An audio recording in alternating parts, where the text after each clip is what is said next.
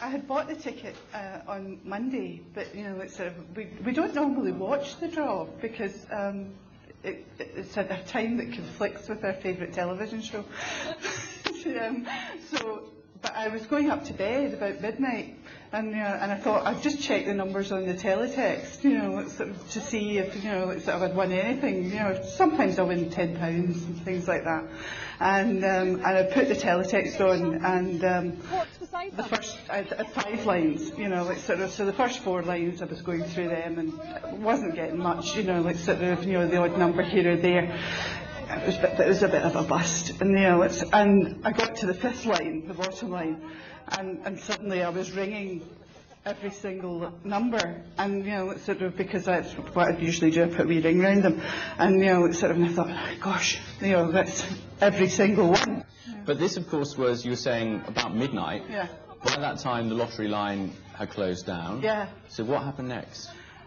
We just sat up. We were so buzzed, so we were so full of adrenaline. We couldn't sleep.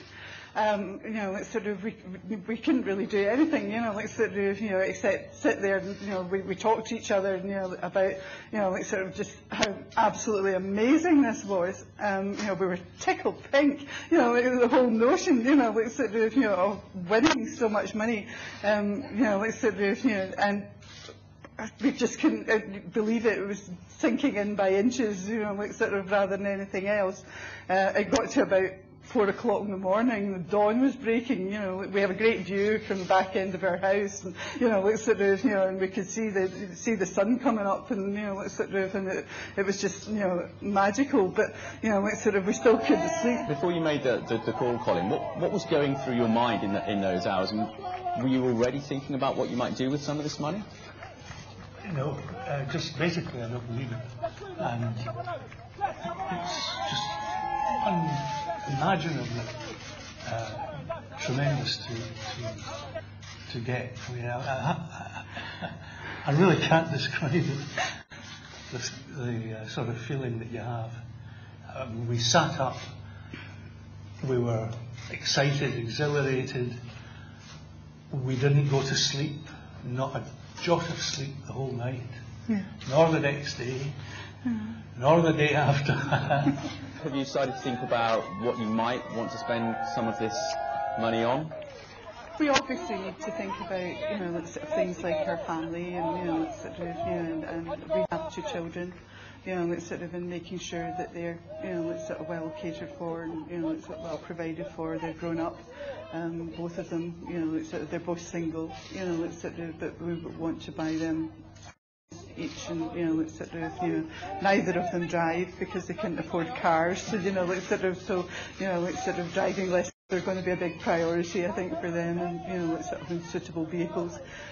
But we also want to take time, you know, because it's very early days for us yet, you know, like sort of, and it's such a large sum of money, you know, like sort of, but we want to take time to think about other things we can do, you know, like sort of, but that'll be, you know, things that we can think about, you know, like sort of, over the coming weeks and months, you know, like sort of, indeed about, you know, like sort of, how we do some good with the money, perhaps. Yeah, I mean, you are both retired now, yeah. So you've got obviously plenty of time to enjoy the money. Just tell us what you did before you retired there, Colin. I worked in television, just like these guys do, at Scottish Television, and it was great fun. A great 25 years, 24 years, wonderful. And you left that a while ago? Yep, left there in the early 90s, and from that point onwards, serious problems with Chris's health and other members of the family. So I took a back seat and said, I'll be a carer and look after people, do things. In other words, be the house mum. And he was a great house mum. You know, it's sort of absolutely brilliant. You know, it's sort of, as a house mum, and really helped me. You know, sort of, and enabled me to get back to work. You know, like sort of, I worked in the health service. You know, like sort of, for all my career. You know, like sort of, I was 37 years. You know, in the health service. You know, like sort of, and I, as Rob says, retired recently. You know, like sort of, so, you know, like sort of, so yes, we both have more time, more leisure time now. Are you going to stay where you've been living? Are you going to stay in the same house? Have you even started to think about that? No. We love the town we live in, you know, like sort of we love where it is and the scenery round about it. We live by the seaside, the ambience of it's beautiful.